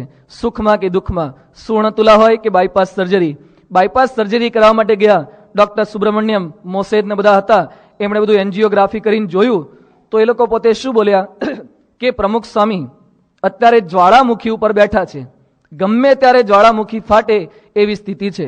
અને પછી ડોક્ટર પોતે બોલ્યા કે મારા પિતાશ્રીને જો આવી તકલીફ હોય તો હું તાત્કાલિક ઓપરેશન કરી નાખું. અને પછી સંતો એકદમ ગભરાઈ ગયા કે બાપાને આવી સ્થિતિ છે તો ઓપરેશન કરવું જ જોઈએ તાત્કાલિક. સુબ્રમણ્યમને વિનંતી કરી. એક બીજા દર્દીનું ઓપરેશન ગોઠવાયેલું હતું, એનું બાજુ પર ઠેલી અને સાંઈ બાપાનું વહેલા લેવા માટે બધું ગોઠવાઈ ગયું. અને પછી સ્વામીને કીધું સ્વામી આપણે ઓપરેશન કરાવવાનું છે. સ્વામી કે હા કે કરી નાખો. પછી સાંઈ બાપાને કીધું તો આપણે જઈએ. સ્વામી કે ના, કે આપણે 3 વાગ્યા પછી રાખીએ. સંતોને કારણ સમજાતું નથી, મુહૂર્ત જોવું છે એમને કે કયા આધારે 3 વાગ્યાનું કહે છે. કોઈ કંઈ બોલ્યા નહીં. અને પછી છેવટે 3 વાગે, પોણા 3 વાગે ઠાકોરજી જાગ્યા, સ્વામીએ દર્શન કર્યા, માળા ફેરવી અને પછી પોતે બોલ્યા હવે આપણે ઓપરેશન કરાવવા જઈએ. સંતોએ કીધું બાપા આપની તબિયત ખરાબ હતી, ક્યારે એટેક આવી જાય અને ક્યારે વિશેષ કઈ તબિયત બગડે એવું કઈ નક્કી નથી, છતાં પણ આપ કેમ તૈયાર ન થયા? સાંઈ બાપા શું બોલ્યા કે ઠાકોરજી સૂતા હતા, એમને લીધા વગર મારાથી ઓપરેશન થિયેટરમાં કેમ જવાય? જ્વાળામુખી પર બેઠેલી વ્યક્તિ ગમે ત્યારે ફાટી શકે હૃદય એવી સ્થિતિ છે, છતાં પણ દુઃખની અંદર પણ ઠાકોરજી ભૂલતા નથી. આપણે જોયું છે એમની બાયપાસ સર્જરીની વિડીયો કે પછી ઠાકોરજીને ભેગા લઈ ગયા અને પછી જ્યારે જાગ્રત થયા, સૌથી પહેલા ભાનમાં આવ્યા એ વખતે ત્યાગ સ્વરૂપ સ્વામીએ પોતાના હાથમાં ઠાકોરજી રાખ્યા હતા અને બાપાને જે દર્શન કરાવે છે એમની પરાભક્તિ ખાલી આ એક વિડીયો જો અને તમને તાદૃશ થઈ જાય. એમના હાથે, નાકમાં, બધે બધી પેલી પાઇપ નાખેલી છે સિરીઝ ને બધી, અને જાણે સિંહ પાંજરે પુરાયેલો ને એવી સ્થિતિ સાંઈ બાપાની લાગે છે. સહેજ પણ હાથ ઊંચા કરી શકતા નથી. એ વખતે ડોક્ટરો ના પાડે છતાં ધ્રુજતા ધ્રુજતા હાથે પણ હાથ જોડી અને ઠાકોરજીને વંદન કરે છે. આ એમની પરાભક્તિ છે. જીવન પ્રાણ ભગવાન મનાયા હોય તો થઈ શકે. લોકો બોલનારા બાલ ખોટું ખોટું જુદું બોલતા હોય છે, પણ અહીંયા તો પ્રાણ સ્નેહી મુને પ્રાણથી પ્યારો રે પ્રમુખ સ્વામીના જીવનમાં આપણને સાક્ષાત દેખાય છે. જે ઉપનિષદમાં લખ્યું કે શ્રોત્રિય અને બ્રહ્મનિષ્ઠ, જેને બ્રહ્મમાં નિષ્ઠા હોય, જેને બ્રહ્મ જ પોતાનું સર્વસ્વ મનાયા હોય, પરબ્રહ્મ, એવા ગુરુ એ આપણને પ્રાપ્ત થયા છે. બીજું બ્રહ્મનિષ્ઠ એટલે બ્રહ્મની અંદર સ્થિર હોય, આ સંસારના સુખ દુઃખ એનાથી પોતે ક્યારેય વિચલિત ન થાય. પ્રમુખ સ્વામી મહારાજના જીવનમાં આપણે જાણીએ છીએ કે કેટલાક બધા સુખ દુઃખ અપમાનોની વચ્ચે પણ એ પોતે સ્થિરતા એ રાખી શકે છે. એટલે આવા ગુણાતીત સંત પાસે આપણે જવાનું છે બ્રહ્મરૂપ થવા માટે. જે સ્તોત્રીય હોય, જે બ્રહ્મનિષ્ઠ હોય એની પાસે જવાનું. પણ કેવળ એની પાસે જવાથી જ નહીં થઈ જાય, કંઈક આપણે પણ કરવું પડશે. આ લોકમાં છે ને 2 રીતિ છે શુદ્ધિની. ધારો કે અહીંયા ટાઇલ્સ પર કચરો પડ્યો હોય અને તમારે એને સાફ કરવી હોય તો હાથમાં સાવણી લઈને તમે વાળી શકો, પોતા મારી શકો. એ ટાઇલ્સ બગડેલી છે છતાં પણ તમે દાખલો કરો, ટાઇલ્સ ચોખ્ખી થઈ શકે. એમાં ટાઇલ્સે કંઈ દાખલો કરવાનો છે? એને તો ત્યાં ત્યાં પડ્યા રહેવાનું છે. એણે કોઈ પણ પુરુષાર્થ કરવાનો નથી. પણ કોઈક વ્યક્તિ માંદો પડ્યો હોય અને ડોક્ટરે એને દવા આપે તો કેવળ ડોક્ટરે જ દાખલો કરવાનો છે કે પેલા માંદા વ્યક્તિએ પણ ભેગો થોડોક કરવો પડે, એને પણ ચરી પાડવી પડે, કંઈક દાખલો કરવો પડે. એમ અધ્યાત્મ માર્ગે કેવળ ગુરુએ જ નથી વર્તવાનું, સાથે સાથે શિષ્ય પણ કેટલુંક વર્તવાનું હોય છે. એટલે આની અંદર લખે છે કેવો શિષ્ય પ્રાપ્ત કરી શકશે અને કેવો આ બ્રાહ્મી સ્થિતિ પ્રાપ્ત નહીં કરી શકે. નયમ આત્મા પ્રવચનેન લભ્યો ન મેદયા ન બહુના શ્રુતેન યમે વૈશ વૃણુતે તેન લભ્યસ તસ્ય એષ આત્મા વિવૃણુતે તેનું તનું સ્વામ. કહેતા કે આ આત્મા, આ પરમાત્મા કેવળ પ્રવચનથી પ્રાપ્ત નહીં થાય. ઉપનિષદની 15 દિવસની પારાયણ હું કરી લઉં કે તમે સાંભળી લો, પરબ્રહ્મનું સ્વરૂપ નહીં સમજાય. કંઈક થોડા ઘણા આપણે આગળ વધી શકીએ. ન મેદયા, બહુ તમારી પાસે બુદ્ધિ હોય એટલે તમે એમ માની લો હું પરબ્રહ્મને ઓળખી લઈશ, ભૂલી જજો. એ પણ ન કરી શકાય. તમે એમ માનો કે બહુના શ્રુતેન, બહુ બધી પારાયણો સાંભળીએ એટલે થઈ જાય, એ પણ નહીં થઈ શકે. ધરમપુરના કુશળ કુરબા ભાગવતની પારાયણ સાંભળતા હતા. આપણે શરૂ થવાની છે ને ભાગવત અહીંયા થોડાક દિવસ પછી. આપણે એમ થાય ભાગવતની પારાયણ સાંભળીએ એટલે આપણા બધાનું કલ્યાણ થઈ જાય. જેમ પેલા ધુંધુકારીનો ગોકર્ણનો 7 દિવસમાં મોક્ષ થયો એમ. પણ કુશળ કુરબા પારાયણ સાંભળતા હતા અને પેલા પારાયણ કરનારાને અટકાવ્યો અને પછી શું કીધું કે તું રૂકમણી હરણનો પ્રસંગ વાંચે છે અને કૃષ્ણ ભગવાને રૂકમણીનું કાંડું પકડ્યું અને પોતાના પટરાણી બનાવ્યા. એમ જ્યાં સુધી મારું કાંડું કે તારું કાંડું પૂર્ણ પુરુષોત્તમ ભગવાન નહીં પ્રગટે, ત્યાં પકડશે નહીં, ત્યાં સુધી કલ્યાણ થશે નહીં. તું વાંચ્યા કરીશ ને હું સાંભળ્યા કરીશ પણ કલ્યાણ થશે નહીં. એમ ગમે તેટલી બહુના શ્રુતેને પારાયણો સાંભળીએ તો પણ કલ્યાણ થવું અતિશય દુષ્કર છે. એ ક્યારે થાય? કંઈક પુરુષાર્થ સાથે સાથે આપણે કરવો પડે છે. કારણ કે કેવળ પાછું આપણા બળે કરીને નહીં થાય, પુરુષાર્થ કરવાનો છે પણ મનમાં એ અનુસંધાન રાખીને કે મારા પુરુષાર્થથી આ કાર્ય સિદ્ધ નહીં થાય, ભગવાનની કૃપાથી જ થશે. મારો પુરુષાર્થ અને ભગવાનની કૃપા એ બંને ભેગા બળશે ત્યારે થશે. ભગવાનની કૃપા એમાં અતિશય અગત્યની છે. ભગવાનની કૃપા વગર ભગવાનના દર્શન પણ ન થઈ શકે. લક્ષ્મીચંદ શેઠ વૃંદાવનના હતા, કેટલા સુખી સમૃદ્ધ હતા. સુવર્ણનો સ્તંભ અમે જોઈ આવ્યા યાત્રામાં, આખો ત્યાં ગળેલો મૂકેલો છે બહાર. એ લક્ષ્મીચંદ શેઠે સંકલ્પ કર્યો કે મારે ભગવાન સ્વામિનારાયણના દર્શન કરવા છે. આપણા સંતોને કીધું કે મહારાજને મારે દર્શન કરવા આવવું છે. મહારાજ શું બોલ્યા? એને આ જન્મમાં અમારા દર્શનનો યોગ નથી, ન થયા. અને પછી બીજો જન્મ થયો ને કારિયાણીના નથુ પટેલ થયા, પછી યોગ થયો. ભગવાનના દર્શન આપણને પ્રમુખ સ્વામીના દર્શન થાય છે, બહુ મોટા ભાગ્ય હોય તો થાય, બાકી દર્શન પણ ન થાય. શાસ્ત્રીજી મહારાજ અમદાવાદમાં આંબલીવાળી પોળમાં સૂતા હતા અને એ વખતે વિક્રમ સારાભાઈ કે દર્શને આવ્યા, વૈજ્ઞાનિક, ભારત દેશના મોટામાં મોટા, અને શાસ્ત્રી મહારાજ જાગતા હતા, હરિભક્તો સાથે વાતો કરતા હતા, અને એમને ખબર પડી, કોઈક કહેવાયું કે સ્વામી પેલા મોટા વૈજ્ઞાનિક આવ્યા છે અને દર્શને આવે છે. શાસ્ત્રી મહારાજ તરત જ પોતાના માથા ઉપર ધાબળો ઓઢીને સૂઈ ગયા, અને પછી પોતે બોલ્યા કે હું સૂઈ ગયો છે એવું કહેજો. શાસ્ત્રી મહારાજ સૂઈ ગયા, પેલા આયા, દર્શન થયા નહીં, પછી તરત જ મનોમન વંદન કરીને નીકળી ગયા. જેવા એ ગયા તરત જ ધાબળો કાઢીને પાછા ઊભા થઈ ગયા. આપણને શું થાય, વૈજ્ઞાનિક આવતો હોય તેને મળી લઈએ, પૂછી લઈએ, આવો મોટો માણસ. એમને તો મોટા માણસ સાથે બને નહીં. વરતાલના 16માં કહે છે એને પોતાના ભક્ત સાથે બને છે. પછી કોઈકે કીધું કે સ્વામી તમે એને દર્શન કેમ ના આપ્યા, આ તો બહુ મોટા છે. એ વખતે શાસ્ત્રી મહારાજ પોતે બોલ્યા કે એમના નસીબમાં અમારા દર્શન લખ્યા નહોતા. આજે આપણને પ્રમુખ સ્વામીના દર્શન થાય છે ને, આપણે એમ માનીએ છીએ સહેજે સહેજે થઈ જાય છે, ન થાય, દર્શન પણ ન થાય. એમની કૃપા વગર કોઈ જીવેના દર્શન ન કરી શકે. રોડ પરથી જતા હોય લોકો મોઢું ફેરવનારા પણ હોય છે, દર્શન ન થઈ શકે. અહીંયા જુનાગઢમાં 20-20 દિવસ, 15-15 દિવસ રહે છતાં એક પણ વાર અહીંયા ન આવનારા પણ ઘણા બધા જુનાગઢની પ્રજા હશે. એના ભાગ્યમાં ન હોય ત્યાં સુધી દર્શન ન થાય. પછી કહે છે કે યોગ પણ ન થાય. દર્શન થવા, એની નજીક આવવું, એનો યોગ થવો. આજે દર્શન પ્રમુખ સ્વામીના ઘણા કરે છે. આજે જુનાગઢમાં જ પસાર થતા હોય અથવા છાપામાં આવે કે અહીંયા મંદિર પ્રતિષ્ઠા કરવા આવ્યા છે, એટલે કેટલાક મુમુક્ષુ હોય એ જોવા આવશે પ્રમુખ સ્વામી કેવા લાગે છે, કે આટલા બધા મંદિરો બાંધે છે, આટલા બધા સાધુઓ છે અને આટલા ભક્તો છે, એટલે જોવા આવશે. એના પુણ્ય હશે એટલે એને દર્શન થઈ જશે, પણ સત્સંગી નહીં થઈ શકે. આવનારા ઘણા આમાંથી કેટલા હશે, શ્રાવણીય જ હરિભક્તો હશે અમુક, કદાચ કોઈ. આ તો બધા જૂના છે. કેટલાક શું છે, શ્રાવણની પારાયણોમાં આવે છે, પણ પછી કાયમ આવવું એ બહુ ભારે છે. દર્શન થઈ શકે, યોગ થવો ભારે છે. એટલો ગુણ રહે કે પારાયણ અહીંયા સારી વંચાય છે. સારંગપુરથી સંસ્થાના કેટલાક સંતો આવીને વાંચી જાય છે, આપણે સાંભળી લઈએ, સારું છે, ખોટું નથી. પણ એના કરતા એક આગળનું સ્ટેપ છે યોગ થવો. ભગવાન અને સંતનો યોગ થવો, એ આપણા થવા ને આપણે એના થવા, એ વધારે પુણ્ય હોય તો થાય. અને પછી આગળ કહે છે કે અધ્યાત્મની સિદ્ધિ થવી.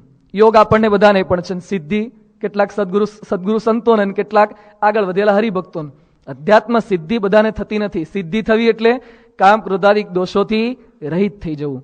એ ક્યારે થાય, એટલે લખે છે કે જ્યારે અધ્યાત્મ સિદ્ધિ થશે એ વખતે વિદ્યંતે હૃદય ગ્રંથિ છિદ્યંતે સર્વ સંશયા ક્ષીયંતે ચાસ્ય કર્માણી તસ્મિન દૃષ્ટે પરાવરે. એવા ભગવાનનો યોગ થશે, એવા ગુણાતીત ગુરુનો જો યોગ પ્રાપ્ત થશે તો એની કૃપા થશે. એની કૃપા થકી શું કાર્ય થશે? આપણે ભગવાન અને સંતની કૃપામાં શું સમજીએ છીએ? દીકરો ન હોય દીકરો મળી જાય, બાપાની બહુ જ મોટી અમારા કુટુંબ પર કૃપા છે. 100% એ કૃપા જ છે.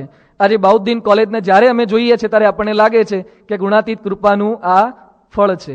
સાવ કઠિયારો હતો પણ એના નામે કોલેજ બની ચૂકી, આ પણ એક કૃપા છે. પેલો ગુણાતીત સ્વામી અહીંથી પસાર થતા હતા અને પેલો માણસ નાચતો હતો. સ્વામી બોલ્યા કે આને હવે ક્યારે નાચવું પડશે નહીં. આ પણ એક કૃપા છે.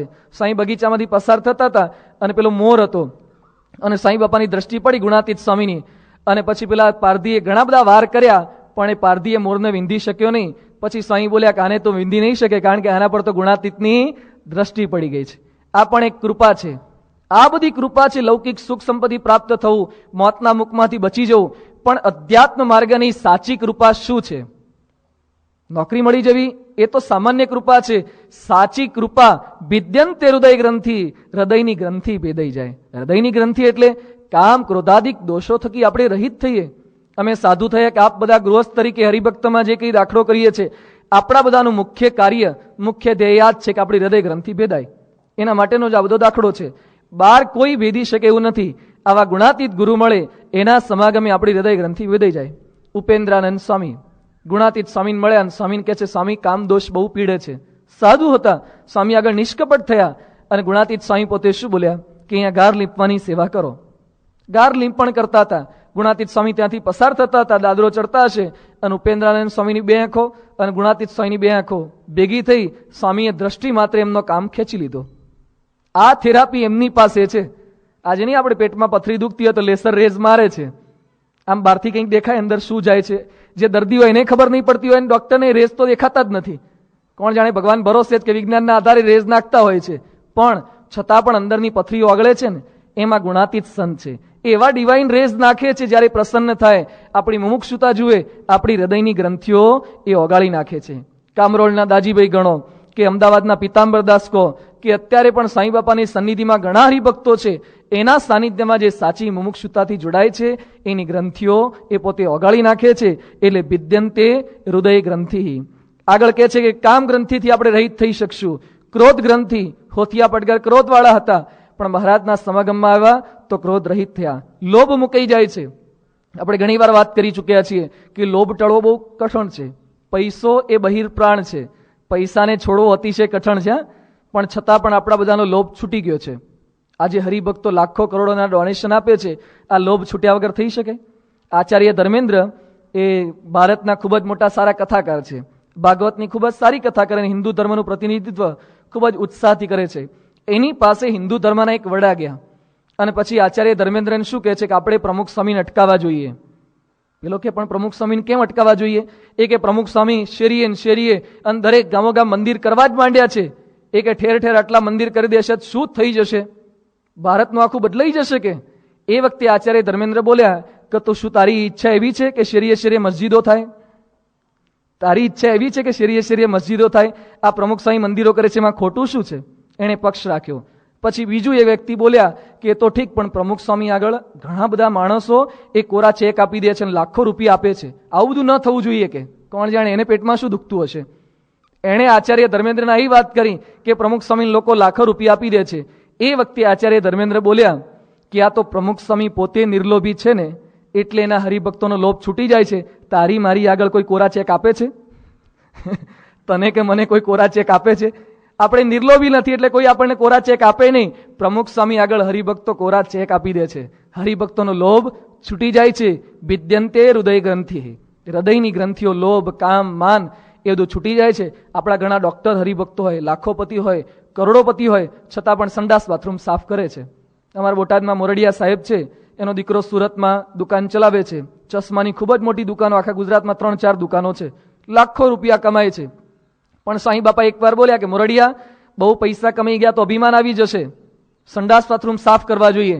ત્યારથી એણે 1-1.5 વર્ષથી સંકલ્પ કર્યો, દર રવિવારે લાખો રૂપિયા કમાય છે, છતાં પણ સુરતના બધા સંતાશ્રમના બધા સંડાસ બાથરૂમ સાફ કરે છે. આ તો પરદેશમાં પણ ઘણા ગરીબ ભક્તો છે. માન મૂકવું બહુ ભારે છે, પણ આ સત્સંગમાં આવ્યા પછી આ માનરૂપી પણ હૃદય ગ્રંથિ આપણી ભેદાઈ જશે ધીમે ધીમે. આવા પુરુષના સાનિધ્યમાં રહીશું તો. એટલે કે છે હૃદય ગ્રંથિ. પછી લખે છે છિદ્યંતે સર્વ સંશયા, સંશય રહિત થવાશે. માણસનું મન એ હંમેશા સંશય વાળું છે. ભગવાન હશે કે નહીં? આપણને ઘણી વાર લાગ્યા કરે કે લોકો કહે છે સ્વામિનારાયણ ભગવાન આપણે માનીએ છીએ, પણ ખરેખર હશે કે નહીં? સહેજ પણ સંશય થાય તો એ અધ્યાત્મ માર્ગે ચાલે નહીં. પણ આવા ગુણાતીત સંતના સાનિધ્યમાં આવીએ તો આપણું મન એ નિસંશય કરી આપે છે. વાઘા ખાચર, સારંગપુરના ધણી અને ગુણાતીત સ્વામીના સાનિધ્યમાં આવે અને ભગતજી મહારાજ પોતે બોલે કે ગુણાતીતાનંદ સ્વામી તો અક્ષર બ્રહ્મ છે. પણ એને એમ થાય કે આ તો આપણા જેવા જ છે, આ થોડા અક્ષર બ્રહ્મ હોય. એને સંશય થયા કરે અને સ્વામી પાસે આવ્યા, સ્વામીને બોલાવ્યા અને સ્વામીને એમણે પૂછ્યું કે સ્વામી તમે પંડે અક્ષર? ગુણાતીત સ્વામી બોલ્યા કે હા અમે પંડે અક્ષર. એને નિશ્ચય થઈ ગયો અને અત્યાર સુધી રાત્રે ધીંગાણાના યુદ્ધ કરવા ગયા હોય, ચડાઈ કરી હોય, એના સ્વપ્ન આવતા હતા, બધા સ્વપ્ન ટળી ગયા, નિરાવરણ અવસ્થા થઈ ગઈ. સંશય ગ્રંથિ ભેદાઈ ગઈ, સંશય ટળી ગયા, નિસંશય પોતે બની ચૂક્યા. આજે ડોક્ટર સ્વામીને પૂછ્યું કે સ્વામી તમે આટલા વર્ષોથી સાધુ છો, તમને પ્રાપ્તિ શું થઈ લાગે છે? બહુ અગત્યનો પ્રશ્ન છે કે તમે આટલા વર્ષોથી સાધુમાં છો, તમને પ્રાપ્તિ શું છે? એ વખતે ડોક્ટર સ્વામી પોતે બોલ્યા કે મને યોગી બાપા જેવા સંત મળ્યા. મને યોગી બાપા જેવા સંત, એમનું જીવન જોઈને મને એટલો વિશ્વાસ બેઠો કે આ સંત બોલે ક્યારે ખોટું હોય જ નહીં. એ બોલ્યા કે શ્રીજી મહારાજ પૂર્ણ પુરુષોત્તમ નારાયણ છે, ગુણાતીતાનંદ સ્વામી અક્ષર બ્રહ્મ છે, પ્રગટ સંત મોક્ષનું દ્વાર છે. હું નિસંશય થઈ ગયો. ડોક્ટર સ્વામી એ બોલે ને આપણે એ બોલીએ, ઘણો ફરક છે. હા, એ બોલી જાય, આપણે બોલી જઈએ કે પ્રગટ બ્રહ્મ ગુણાતીત સંત મોક્ષનું દ્વાર છે, પણ એ કઈ કક્ષાથી બોલે છે? આટલું નિસંશયપણું એ ગુણાતીત સંતના સાનિધ્યમાં થાય છે. અને ત્રીજી ફળશ્રુતિ જણાવતા લખે છે ક્ષીયંતે ચાસ્ય કર્માણી, આપણા કર્મોનો નાશ થાય. કર્મોનો નાશ આમ તો થાય એવું છે જ નહીં. અત્યારે જૈન મતમાં કર્મ ખપાવવાની એ લોકોની થિયરી છે, લોકો પ્રયત્ન કરતા હોય છે, પણ આપણા શાસ્ત્રો, આપણા ઋષિમુનિઓ લખી ચૂક્યા છે કે કર્મ ક્યારેય ખપી શકતા નથી. તમે કર્મ ખપાવવા માટે ઉગાડા પગે ચાલો, પણ જે કંઈ જમશો, તમે હવા લેશો, એની અંદર બેક્ટેરિયા તો જવાના જ છે, એ તો મૃત્યુ પામશે, નવું કર્મ લાગવાનું જ છે. આપણા પુરુષ પ્રયત્ન કરી આપણા પૂર્વના કર્મોનો નાશ થતો જ નથી. આવા ભગવાનના અખંડધારક સંત મળે, એ આપણને વર્તમાન ધરાવે અને આપણે વર્તમાન ધરીએ ત્યારે સંતો શું બોલે છે? કાળ માયા પાપ કર્મ યમ દૂધ ભયાદહમ શ્રી સ્વામિનારાયણ શરણમ પ્રપન્નો અસ્મિ સ પાતુમમ. અત્યાર સુધી આપણા જે કંઈ બધા કર્મ હતા એ કર્મ જો આપણે વિશ્વાસ રાખીએ તો વર્તમાન ધારણની વિધિ વખતે નાશ પામી શકે છે. વિશ્વાસ હોવો જોઈએ એની સાથે, આવા ગુણાતીત સંત સાથે એ આપણું જોડાણ હોય. જોબન પગીને શ્રીજી મહારાજે કંઠી ધારણ કરાવી, એને ને એના ભાઈને મહારાજે વર્તમાન ધારણ કર્યા. અને પછી મહારાજ બોલ્યા કે અત્યાર સુધી તમારા જે કંઈ કુકર્મ હતા એ બધા ટળી ગયા, નાશ પામી ચૂક્યા. જોબન પગી એકદમ હસવા લાગ્યા અને પછી મહારાજને કહે છે, મહારાજ અમારા પાપ તો શું, તમે ખાલી અમારા જીવન પર્યંતની વાત શું કરો છો? અમારા એક દિવસના પાપ પણ જો કોઈ માથે લે, અમારા એક દિવસના પાપ પણ માથે લે, તેનું મોઢું શામળું થઈ જાય, કાળું પડી જાય મોઢું, એટલા મારા પાપ છે, એટલા દુષ્ટ કર્મો દુષ્કૃત્યો અમે કર્યા છે. એ વખતે શ્રીજી મહારાજ પોતે શું બોલ્યા કે તારા તો શું, અનંત કોટી બ્રહ્માંડના જીવોના પાપ અમારા માથે લઈએ તો પણ અમને કાંઈ થાય એવું નથી. આ ભગવાન છે. જેમ આપણને લાખ રૂપિયાનું દેવું થઈ ગયું હોય, પણ અનિલ અંબાણી કે મુકેશ અંબાણી આપણને દત્તક લઈ લે તો દેવું રહે? પછી બધું દેવું ટળી જાય. કેટલા જણાને દત્તક લે, કેટલા બધાને દત્તક લઈ શકે, એને ઓછું થાય? કેટલું બધું છે એની પાસે. એમાં ભગવાન અને સંત એ આપણને પોતાને ખોળે લઈ લે એટલે આપણા તમામ પૂર્વ કર્મ એનો નાશ એ થઈ જતો હોય છે. એટલે મુંડક ઉપનિષદમાં એવા ગુણાતીત સંત પાસે આપણે જઈએ, એવા શ્રોત્રિય બ્રહ્મનિષ્ઠ હોય એની પાસે ગયા પછી આપણી હૃદય ગ્રંથિ ભેદાય છે, આપણે નિસંશય થઈએ છીએ, આપણા કર્મ માત્રનો નાશ થાય છે. હવેથી ભગવાનનું ભજન કરતા કરતા એ નવા સત્કર્મ ગુણાતીત કર્મ એ કરવાના છે. પછી આગળ લખે છે કે આત્મા પાછો નાયમ આત્મા બલહીને લભ્યો નચ પ્રમાદાત તપસો વાપી લિંગાત. કહેતા કે આત્મા એ બલહીન હોય એનાથી પ્રાપ્ત થતો નથી. ઘણા કે ભગવાન કરાવે એટલું કરશું. ઘણા સભામાં આવવાનું કહીએ ને, અમે પધરામણીમાં જઈએ ને, એ કે સ્વામીજી ભગવાનનો આદેશ થયો નથી, આદેશ થશે પછી આવશું. બપોરે ખાવા બેહે તારે ઉપરથી આકાશવાણી થાય છે કે હવે ખાવા જા. એમાં કોનો આદેશ માનીએ છીએ? એમાં મનનો આદેશ માની લઈએ છીએ, પેટનો આદેશ માની લઈએ છીએ. અને આમાં ભગવાનના આદેશની રાહ જોવાની. પણ ઘણા માણસો બળહીન હોય એ કે આપણાથી આ સ્વભાવ ક્યાં ટળે એવું છે, આ તો કામ ને ક્રોધ, આ તો સત્સંગમાં વાતો કરે સંતો મોટી મોટી, બાકી કઈ ટળે એવું નથી. આજના આધુનિક ઘણા પણ એવું માને છે કે ટળે એવું છો, ટળે એવા નથી. પણ એના ન ટળતા હોય એટલે બીજા બધાના ન ટળે. ગુણાતીત સંતના સાનિધ્યમાં આવે કેટલા બધા દોષ રહિત થઈ શકે છે. એટલે જે મોડી વાત કરતા હોય એ પણ પરમાત્માનું સ્વરૂપ પામી શકતા નથી. ન બળહીન ને જે બળહીન હોય એ નહીં પામી શકે. અહીંયા તો સુરાતનની વાતો, શુરવીરતા ભરી. યોગી બાપા કહેતા મોડી વાત મુખે કેદી ન ઉચ્ચરવી, કોઈ કઈ આપવા નથી. એટલે હંમેશા કેફ ભરી વાતો એ આપણા મનમાં કરવાની છે. પણ આપણી માનસિક ધીરજ કેટલી ખૂટે છે. બાકી આત્મિક શક્તિ, શારીરિક શક્તિ તો ડોક્ટર સ્વામીની, મહંત સ્વામીની, આપણા જૂના હરિભક્તોની જે છે એટલી બધાની આપણી છે. છતાં પણ એ લોકો આટલો દાખલો કરી શકે છે ને આપણે કેમ નથી કરી શકતા? આપણી માનસિક ધીરજ કંઈક ખૂટે છે. એટલે અહીંયા ઉપનિષદની અંદર જણાવે છે કે મોડી વાત ન કરવી, ક્યારેય પ્રમાદ ન કરવો. અધ્યાત્મમાં તોય પામી. પ્રમાદ એટલે શું? અહીંથી અમદાવાદ કેટલા કિલોમીટર થાય? 350 કેટલા કિલોમીટર થતું હોય. તમે તમારી ગાડી લઈને નીકળ્યા હોય, પ્રમાદ કરો તો પહોંચી ન શકાય. તમે એકદમ એકાગ્રતાથી ગાડી ચલાવી હોય, તમે દિલ્હી દરવાજા પહોંચી જાઓ, ત્યાંથી પેલું યોગી બાપાના હાથવાળું સર્કલ બનાવ્યું છે ત્યાં પહોંચો અને ત્યાં જોલું એક્સિડન્ટ થાય, પગ ભાગે. એ વખતે તમે એવો આક્ષેપ કરી શકો કે 349 કિલોમીટર સુધી હેમખેમ આવ્યો અને છેલ્લા કિલોમીટરમાં કેમ થયું? એવું કહી શકાય? છેક પહોંચીએ નહીં ત્યાં સુધી જાગૃતિ રાખવી પડે. જાગૃતિને કોઈ દિવસ વેકેશન હોય જ નહીં શકે. જેમ પરમાત્માના ધામમાં જઈએ, બ્રહ્મરૂપ થઈએ ત્યાં સુધી સતત જાગૃતિ. ક્યારે અજાગૃત ન રહેવાય. અજાગૃત વ્યક્તિ એ પણ પરમાત્મા નહીં શકતો. એટલે આટલી આપણી તત્પરતા હોય, બળ હોય, આત્મિક શક્તિ હોય, માનસિક શક્તિ હોય, સાથે સાથે આપણી તૈયારી હોય તો પરમાત્માને આપણે પામી શકીએ છીએ. અહીંયા ગુરુના લક્ષણ પણ મુંડક ઉપનિષદમાં બતાવ્યા, સાથે સાથે શિષ્યના પણ લક્ષણ બતાવ્યા છે. જે બ્રહ્મચર્ય યુક્ત હોય, જે તપસ્વી હોય, જે હૃદયથી તે ભાગે શું જોવે? ગુરુના લક્ષણ જોવે, પણ પોતાનું ઠેકાણું જોતા નથી. ઉપનિષદમાં બંને વાતો વણાઈ છે. એકવાર એક શિષ્ય ગુરુની શોધ કરવા ગયો, પછી હિમાલયમાં ગયો અને એક સાધુને જોયા. આમ ધ્યાન લગીને બેઠા હતા અને પછી પગે લાગ્યો, પણ ધ્યાનમાંથી જાગ્રત થયા એટલે ગુસ્સે થઈ ગયા. કંઈક કોકનો વાંક થયો છે ચેલાનો, એટલે કે આમ તો સારા છે પણ એનામાં ગુસ્સો છે, એટલે આને એવું કરવા જેવું નથી. ત્યાંથી કોક બીજો થઈ ગયો. પણ કથા પછી લોકો ભેટ આપવા માંડ્યા તો ભેટ લઈ લઈને પોતાના ખિસ્સામાં મૂકવા માંડ્યા. એટલે કે આ એ સારા ન કહેવાય, કે આ એ ધન રાખે છે, એને પણ કેન્સલ કર્યા. એમ બધે ઠેકાણે ફર્યો. પછી છેવટે કુટીરમાં ગયો અને કુટીરમાં એક મહાત્મા, એના મુખારિંદ ઉપર તેજ એકદમ દીપતું હતું, શોભતું હતું. એની પાસે જઈને પગે લાગ્યા અને એકદમ પડી ગયો. અને પછી પેલા મહાત્મા જાગ્રત થયા, એ કે જ્યાં અહીંથી જતો રહે, મારે તને રાખવો જ નથી. એ કે મારી વાત તો સાંભળો, હું બધે ફર્યો, તમારા જેવું કોઈ મને મળ્યું નથી. કોઈમાં કામ દેખાય, કોઈમાં લોભ દેખાય, કોઈમાં ક્રોધ દેખાયો, કોઈ તમારા જેવા મળ્યા નથી. તમે જ સાચા મળ્યા છે, એટલે મારે તમારું શરણ ગ્રહણ કરવું છે. મહાત્મા કે તું કઈ વાત કરીશ નહીં, તું જ્યાં જ્યાં જઈને આવ્યો છે બધું અંતર્યામી શક્તિ જ જાણી ગયો છે. તું કેટલા બધાના પ્રોગ્રામ જોઈને આવ્યો છે અથવા તે કેટલાને રિજેક્ટ કર્યા છે બધી મને ખબર છે.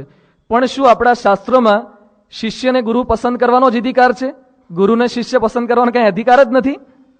તે આટલા બધાને રિજેક્ટ કર્યા, હું તને હવે રિજેક્ટ કરું છું. તું મારે લાયક નથી, તું અહીંથી નીકળી જા, કારણ કે તારામાં પણ કામ છે, તારામાં પણ ક્રોધ છે, મારે તને રાખવો નથી. આપણે પ્રમુખ સ્વામી પસંદ કરીએ છીએ, પણ પ્રમુખ સ્વામી પસંદગીનું લિસ્ટ બનાવે તો આપણે પસંદ થઈએ ખરા? પણ આપણા ઉપર બહુ મોટી કૃપા કરી છે. આપણે જેવા છીએ એવા લઈ લીધા છે, સાફ કરવા માટે, શુદ્ધ કરવા માટે. એટલે મુંડક ઉપનિષદનો અંતિમ સાર આ જ છે કે ભગવાનના એવા ગુણાતીત સંત એની પાસે આપણે જેવા છીએ એવા એની સાથે જોડાઈ જઈએ. ટ્રેનનું એન્જિન સારું હોય પછી ડબ્બા ગમે તેવા હોય, પણ એકવાર આંકડો ભીડી દીધો પછી પહોંચી જાય. બાકી એર કન્ડિશન ડબ્બો હોય ને એકલો છૂટો પડ્યો હોય તો 1 મિલીમીટર ખસી ના શકે. આજે ઘણા એવા ડબ્બા પડ્યા છે બજારમાં. ઘણા બધા પોતાની રીતે ભ્રમરૂપ થવાના પ્રયત્ન કરે છે, પોતાની રીતે જ્ઞાનની વાતો કરે, પણ ડબ્બા જેવા. જ્યાં સુધી ગુણાતીત ગુરુ સાથે નથી જોડાયા ત્યાં સુધી 1 મિલીમીટર પણ આપણે ખસી ન શકીએ. એટલે મુંડક ઉપનિષદનો અંતિમ સાર આ જ છે કે ધર્મ, જ્ઞાન, વૈરાગ્ય, ભક્તિ આદિ ગુણો દ્રઢ કરી એવા ગુરુ સાથે આપણે જોડી અને પરમાત્માનું પરમધામ એને પામી શકીએ. અને અંતિમ આનો એક મંત્ર છે, સત્યમ એવ જયતે, જે ભારતના શિલાલેખમાં લખ્યું છે કે સત્યનો જ હંમેશા વિજય થાય છે, કે મોડો કે વહેલો. એ મંત્ર પણ આ મુંડક ઉપનિષદનો છે. આની અંદરથી આપણા ભારતના શિલાલેખમાં લેવામાં આવ્યો છે. આ રીતે અહીંયા મુંડક ઉપનિષદ પૂર્ણ થાય છે. હવે આવે છે માંડુક્ય ઉપનિષદ, ત્યાર પછી તૈત્તિરીય ઉપનિષદ.